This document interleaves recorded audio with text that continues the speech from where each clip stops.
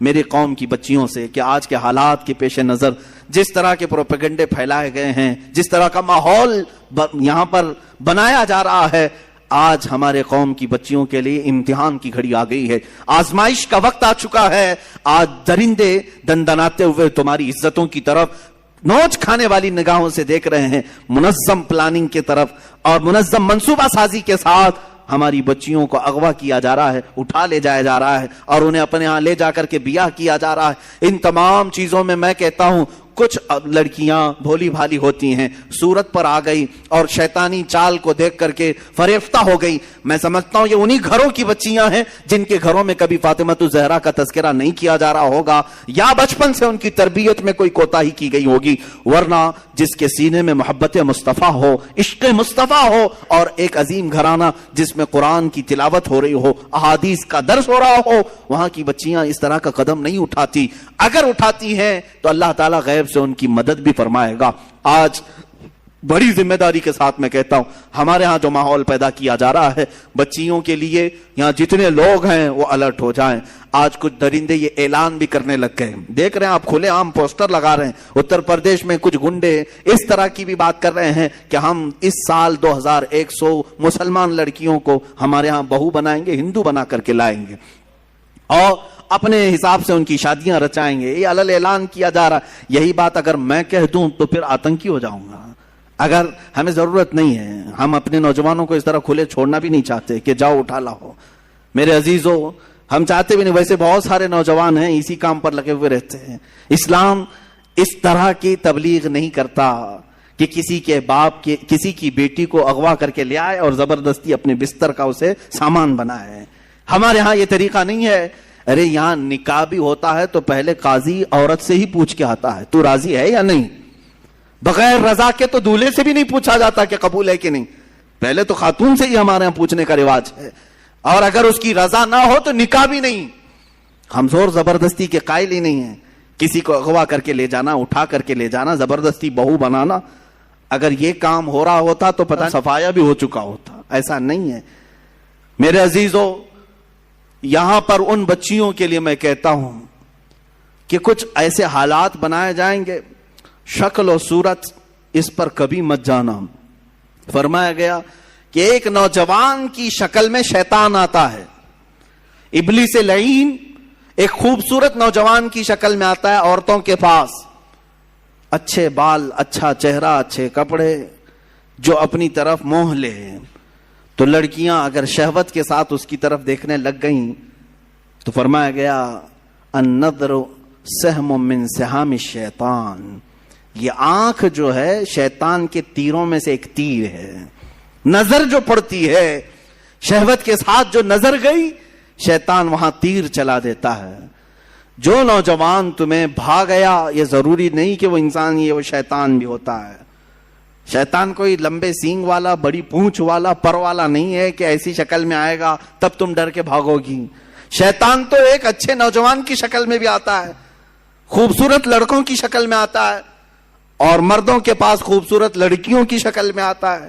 جب یہ بہک جاتے ہیں، گناہ کر لیتے ہیں، تب چلا جاتا ہے، بھاگ جاتا ہے، اچھے اچھے پرہیزگاروں کی شکل میں آ جاتا ہے اور تمہارے ایمان کا سودا کرنے لگ جاتا ہے۔ میرے عزیزو، بنی اسرائیل کی وہ حکایت مجھے یاد آتی ہے جس میں اس نے ایک بڑے عابد کا تقوی بھسم کر دیا۔ بہت بڑا عابد، نیک، اپنے صومعہ سے نکلتا نہیں تھا۔ صومعہ اس کو کہتے ہیں جہاں عبادت کرنے کی جگہ ہوتی تھی پہلے بنی اسرائیل میں، اس کے باہر وہ کبھی نہیں نکلتا تھا۔ 4 بھائی تھے، ایک بہن تھی قریب میں، وہ چاروں بھائی تجارت کے لیے جا رہے تھے، بہن اکیلی گھر میں تھی۔ کہا کس کے حوالے کر کے جائیں گے؟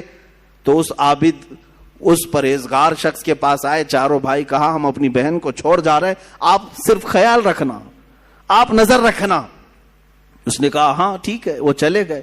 نظر رکھنے والا عابد نکلتا نہیں تھا۔ ایک دن ایک بزرگ آئے، وہ بزرگ یہی ابلیس لعین ہے۔ آ کر کے اس نے دروازے پر کہا کہ تیرے بھروسے ایک نوجوان لڑکی کو چھوڑ گئے ہیں، وہ گھر میں بیچاری اکیلی پک رہی ہوتی ہے اور بہت زیادہ اکتا جاتی ہے، کبھی کبھار بات تو کر لو، سو خیریت تو پوچھو۔ یہ اپنے صومعے کے دروازے تک آیا، بس اور وہاں سے اس کو پکار کر کے کہا، وہ لڑکی اپنے دروازے پر آئی، ایک دوسرے کو دیکھا اور بات چیت کیا، خیر خیریت پوچھا، یہیں تک تھی بات، لیکن شیطان یہیں سے اپنے کام شروع کرتا ہے۔ اس کے بعد دوسرے دن یہ عابد اور بات چیت شروع کر دیا، یہاں سے یہ سلسلہ اتنا بڑا کہ اس کے اندر عبادتوں کی جو طلب تھی وہ کم ہونے لگی۔ اب یہ اپنے صومعہ سے نکل کر کے اس کے گھر بھی جانے لگا، جا کر کے گھنٹوں بات چیت کرتے رہے۔ وہ وقت بھی آیا جب اس نے اس کے ساتھ زنا بھی کر لیا، اس ایک نوجوان خاتون کے ساتھ، کیونکہ یہ شادی نہیں کرنے والا تھا، پوری قوم کے نزدیک یہ نہایت عابد ہے، پرہیزگار ہے، زنا ہو گیا، حمل بھی ٹھہر گیا۔ اب کیا کرے؟ نوجوان لڑکی کے ساتھ ایسے معاملات ہوئے ہیں، ڈرا۔ وہی ابلیس آیا پھر بزرگ کی شکل میں، کہا دیکھو بہت بڑا معاملہ ہو جائے گا، اگر تم یہ معلوم ہو گیا تو پوری قوم تمہارے ساتھ کیا کرے گی؟ کہا کیا کروں؟ کہا اس کا گلا دبا دو، مار دو اور دفن کر دو، گھر میں کسی کو پتہ بھی نہیں چلے گا۔ اس نے قتل کر دیا اس لڑکی کو اور دبا دیا اندر، زمین صاف کر دیا۔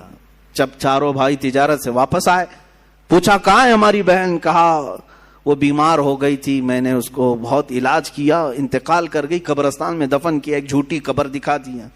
وہ روئے دھوئے، ہو گئی بات ختم۔ لیکن کیا یہیں پر سلسلہ ختم ہو جاتا ہے؟ چند دنوں کے بعد ان بھائیوں کے پاس یہ ابلیس آیا، کہا یہ عابد جھوٹ بولتا ہے، یہ جو عبادت کرنے والا مکار ہے جھوٹ بولتا ہے، تمہاری بہن سے اس نے منہ کالا کیا، حمل ٹھہرا، تو اس کے بعد اس نے مار کر کے یہیں گھر میں دفن کیا۔ انہوں نے کھود کر کے دیکھا تو لاش کا پرانا بقیہ مل گیا۔ اب وہ واویلا مچا کہ باہر آنے کے بعد اس کو صومعہ سے باہر کھینچا گیا، اس کے کپڑے پھاڑے گئے، اس کے بال نوچے گئے، منہ کالا کیا گیا، پورا گاؤں ٹوٹ پڑا، اس کا صومعہ توڑ ڈالے، اور اس کے بعد پھر اس کو پھانسی پر چڑھایا گیا۔ پھانسی پر جب چڑھایا گیا تب پھر ابلیس آیا۔ ابلیس آیا، کہا کہ بہت بری حالت ہو گئی تمہاری، مجھے افسوس ہے، لیکن میں تجھے بچا سکتا ہوں، میں تجھے یہاں سے نکال سکتا ہوں، میرے پاس طاقت ہے۔ کہا کیا کرنا ہوگا بتا دے۔